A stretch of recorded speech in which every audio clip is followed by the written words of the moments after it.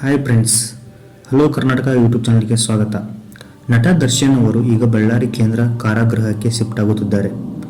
ಬೆಂಗಳೂರಿನ ವಾತಾವರಣದಿಂದ ದರ್ಶನ್ ಹಾಯಾಗಿದ್ದರು. ಈಗ ಅವರು ಅನಿವಾರ್ಯವಾಗಿ ಬಳ್ಳಾರಿಗೆ ಹೋಗಬೇಕಾದ ಪರಿಸ್ಥಿತಿ ಬಂದೋಗಿದೆ. ಫ್ಯಾನ್ಸ್ಗಳ ಕೆಲಸಗಳು ಈ ನಟನಿಗೆ ಕಂಟಕ ತಂದಿಡುತ್ತಾ ಇವೆ. ಯಾಕೆ ಗೊತ್ತಾ? ದರ್ಶನ್ ಅವರ ಅಭಿಮಾನಿಗಳು ಹಾವಳಿ ಸೋಷಿಯಲ್ ಮೀಡಿಯಾದಲ್ಲಿ ಹೆಚ್ಚುತ್ತಿದೆ. ಜೈಲಿನ ಫೋಟೋ ವೈರಲ್ ಆದಾಗಲೂ ಡಿ ಬಾಸ್ ಎಲ್ಲಿದ್ದರೂ ರಾಜನೇ ಎಂದೆಲ್ಲ ಹೇಳಿ ಟ್ವೀಟ್ ಮಾಡಲಾಗಿತ್ತು. ಕೆಲವು ಮಾಹಿತಿಗಳ ಪ್ರಕಾರ ಅತಿರೇಕ ಹೆಚ್ಚಾದಷ್ಟು ದರ್ಶನ್ಗೆ ಸಂಕಷ್ಟ ಹೆಚ್ಚಲಿದೆ. ಫ್ಯಾನ್ಸ್ಗಳ ಕೆಲಸಗಳು ನಟನಿಗೆ ಕಂಟಕ ತಂದಿಡುತ್ತಾ ಇವೆ. ಮುಂದೆ ಜಾಮೀನು ಪಡೆಯಲು ಇದು ತೊಂದರೆ ಮಾಡುವ ಸಾಧ್ಯತೆ ಇದೆ ಎಂದು ಹೇಳಲಾಗುತ್ತಿದೆ. ದರ್ಶನ್ ಜೈಲಿನಲ್ಲಿ ಸಿಗರೇಟ್ ಸೇದುತ್ತಾ ಕುಳಿತಿರುವ ಫೋಟೋ, ವಿಡಿಯೋ ಕಾಲ್ ವೈರಲ್ ಆಗಿದೆ. ನಮ್ಮ ಬಾಸ್ ಎಲ್ಲಿದ್ದರೂ ರಾಜನೇ ಎಂದು ಇದನ್ನು ಫ್ಯಾನ್ಸ್ ವೈರಲ್ ಮಾಡುತ್ತಿದ್ದಾರೆ. ದರ್ಶನ್ ಅಪರಾಧ ಕೃತ್ಯದಲ್ಲಿ ಭಾಗಿಯಾಗಿದ್ದನ್ನು ಸಪೋರ್ಟ್ ಮಾಡುವ ರೀತಿ ಪೋಸ್ಟ್ಗಳನ್ನು ಮಾಡಲಾಗುತ್ತಿದೆ.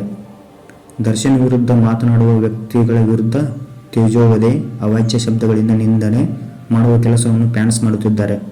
ಈ ವಿಚಾರಗಳು ದರ್ಶನ್ಗೆ ಕಂಟಕ ಆಗುವ ಸಾಧ್ಯತೆ ಇದೆ ಎನ್ನಲಾಗಿದೆ. ಈಗಾಗಲೇ ರಿಮ್ಯಾಂಡ್ ಅಪ್ಲಿಕೇಶನ್ನಲ್ಲಿ ಫ್ಯಾನ್ಸ್ ಬಗ್ಗೆ ಪೊಲೀಸರು ಉಲ್ಲೇಖಿಸಿದ್ದಾರೆ. ದರ್ಶನ್ಗೆ ದೊಡ್ಡ ಅಭಿಮಾನಿ ಬಳಗ ಇದೆ.